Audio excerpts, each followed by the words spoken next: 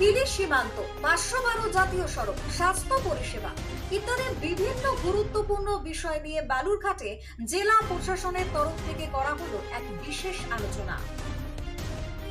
দক্ষিণ দিনাজপুর জেলার বালুরঘাটে জেলার সার্বিক উন্নয়ন এবং জনস্বার্থমূলক বিভিন্ন প্রকল্প নিয়ে এক গুরুত্বপূর্ণ প্রশাসনিক বৈঠক অনুষ্ঠিত হয়।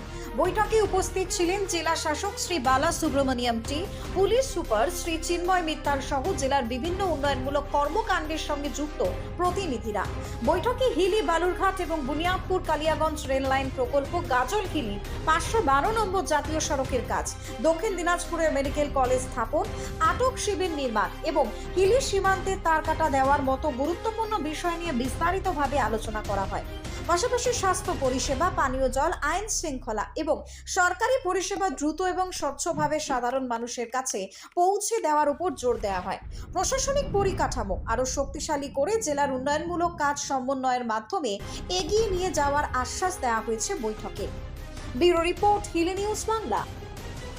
আজকে প্রশাসনিক যে প্রধান অর্থাৎ ডিএম সাহেবের সাথে কথা বলার সুযোগ হয়েছে।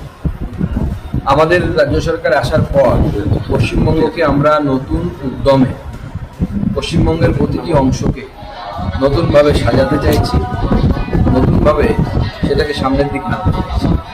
স্বাভাবিকভাবে দক্ষিণ দিনাজপুর জেলাও এর বাইরে নয়। দক্ষিণ দিনাজপুর জেলাতে আগামী দিনে যে কাজগুলো আমাদের করতে হবে সেই বিষয়ে কথা হয়েছে। দক্ষিণ দিনাজপুর জেলার মেডিকেল কলেজ করতে হবে, আমাদের এয়ারপোর্ট, সেই এয়ারপোর্টটাকে চালু করার ব্যাপারে ডিএম সাহেবকে আমি অনুরোধ করেছি উদ্যোগ নিয়ে।